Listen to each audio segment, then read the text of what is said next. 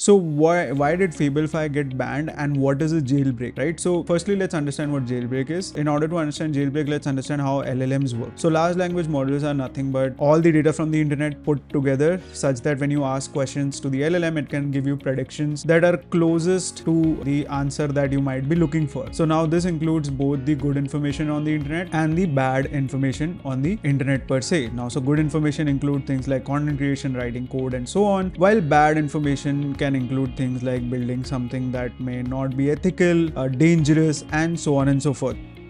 So like I mentioned, every AI model has two layers of working. First is the raw capability, which we already discussed. The second is the behavioral layer. The company that built the model, so this is the second layer, essentially works on making sure that it does not give out certain outputs. So it trained it to refuse certain requests. For example, when you tell it to build or say something dangerous, it's just going to deny your requests. For example, weapons, malware, exploitation of minors, and other categories that could cause serious harm. Now, a jailbreak is an attack that is between these two layers, right? So essentially the data is there, all the dangerous information is available on the large language models, but people find jailbreaks that allow them to get access to it and bypass the guardrails or behavioral layers that these companies might have introduced. So for example, don't do ABC, but someone found a vulnerability or a gap that can allow them to do specifically that. So this is what a jailbreak is. Now there are a lot of techniques to perform jailbreaks. There is prompt injection, asking, exhausting their context window and then forcing them to give certain outputs, asking some ethical questions like, hey, this is very important for us to do so, and so on and so forth. There's a bunch of different jailbreak techniques out there. The best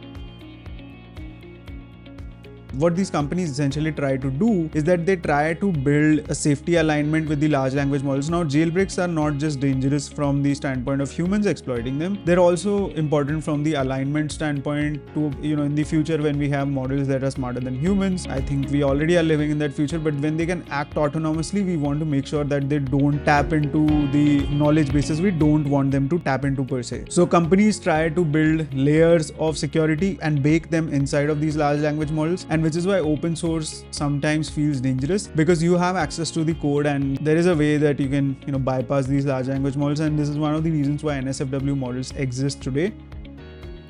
There are narrow jailbreaks and there are universal jailbreaks. So narrow is prompting a model to roleplay as a fictional character who has no restrictions. It's going to tell model to assume that you have no restrictions and using a specified foreign language phrasing that training underweight, right? So for example, if there is, let's say it has not been trained on a specific language, or it uses a completely different invented language in order to communicate with the model, it can bypass these securities. So for example, model might have been trained to understand certain English words, but if you use certain niche language that the model does not understand, it can be jailbroken if you try to get the output in a different language where we don't have those guardrails.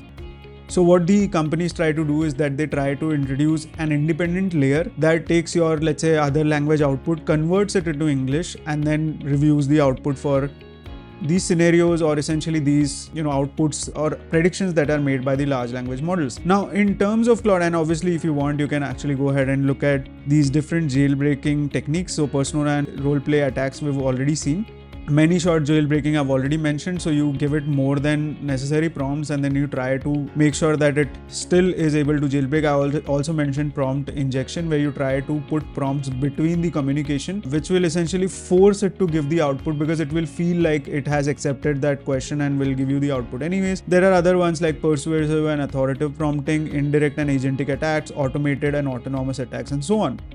Companies can't break, completely fix jailbreaks because, like I said, models are not 100% at everything, and end of the day they are still black box, meaning you don't really know how much of what it knows. It just makes predictions. It's not giving you the real outputs. It's not guaranteeing you the output that it's giving you is true. It's making predictions. So in case of Anthropic Fable 5 model, the problem that had happened here is before the model was launched, the Mythos model, Anthropic had announced a project called Glasswing, where it specifically said that it wanted to secure critical software in the AI era, as you see on the screen here, brings together AWS and so on and so forth in an effort to secure the world's most critical software. But during all of this, what had happened is that it also had announced Mythos 5, and it specifically mentioned how dangerous Mythos 5 really is, when it comes to scenarios like, finding vulnerabilities and something that even humans can't detect right now. So it was flagging these scenarios out, saying that Mythos 5 was so dangerous to public, and that's why they weren't really releasing it to the public right now. And then the funny story is that 2 days before Fable 5 was launched, the Anthropic CEO also tweeted that AI development is going faster than necessary and there should be some control over the development per se. And 2 days after, the blog itself, they launched Fable 5, which was a bit more on the contradictory track. And essentially what had ended up happening is it was fine for 2 days. After 2 days, the US government put the ban on it, and I believe there's still some back and forth going on with respect to the bans and rebuttals. There's no real understanding of the jailbreak that was discovered, but it is said what the jailbreak was asking the model to read a specific. Okay, so this is what we already discussed, asking the model to read a specific code base and identify software vulnerability. This is a technique prompting Fable 5 to perform code vulnerability analysis on the provided code. So this is the jailbreak that they feel was added, and this is a very general use case, right? That you give a code base and try to make the model find the vulnerabilities. But in this case, because they called it dangerous, I believe they got into trouble because of this. So again, this is a narrow jailbreak, and the same capability is already present in GPT 5.5, 5.6 and so on, and security defenders actually use this every single day. So it wasn't necessarily the jailbreak that got the model banned, but the fact that they were marketing it as a dangerous model, which led to the whole scenario. I don't really know when it will come back, but I feel that, and if you've subscribed to Claude Fable 5 specifically for Fable 5, then you might get refunds by June 20. A lot of people are saying we might have the model back before the end of the month.